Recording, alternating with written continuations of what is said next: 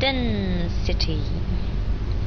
Mr. Helmut Jan, he came to Warsaw last week, and who he is? For Germans, he's an American architect. For Americans, he's German, of course. And for Polish, he is a threat to our spatial order. He did a short presentation of his former works, skyscrapers mostly, but the main subject of the lecture was the Potsdamer Platz in Berlin.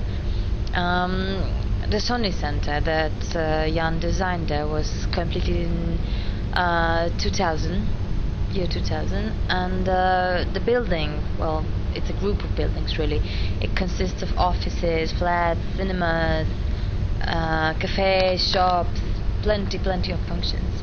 It's like a huge entertainment temple, quite close to a city center.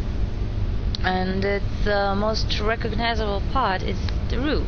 It's hanging above this semi-public space, like a circus tent. The problem with the Sony Center is that today it is mainly a tourist attraction, that the Berliners do not even come near this place. It does not create anything special, any new space for the inhabitants.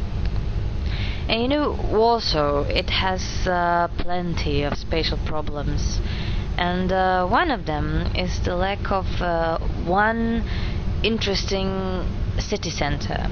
It does have a historic center, it does have a commerce district, it does have a communication center around the main station, just where the Palace and Culture is. And the historic center is for tourists who want to meet men dressed like Polish nobles of the 17th century. Then the Commerce Street is for those who want to spend 1,000 Polish zloty. No, we don't have euro yet. On a pair of jeans or fancy clothes. And what happens around the main station, around the main meeting point of all the available communication in the city? There is a palace, of course. There is a shopping center. There are some hotels, few skyscrapers, and a huge space, huge space around, and it's waiting to be filled, waiting to create a new functional center for Warsaw. And what should we build there is a subject of a never-ending discussion. There are plenty of solutions for this space, and Jan's advice was to go dense, to go as high as you can, even higher than the palace, which seems unthinkable for some people, to make it a center with a variety of functions that could be interesting both for tourists and perhaps this time inhabitants. But I was thinking, is it really going to misshape the center in a way that Jan sees it? The critical voice after the lecture said we do not want to make the city denser, that it did not work in the world. We in Poland, we do not want to repeat the same mistake.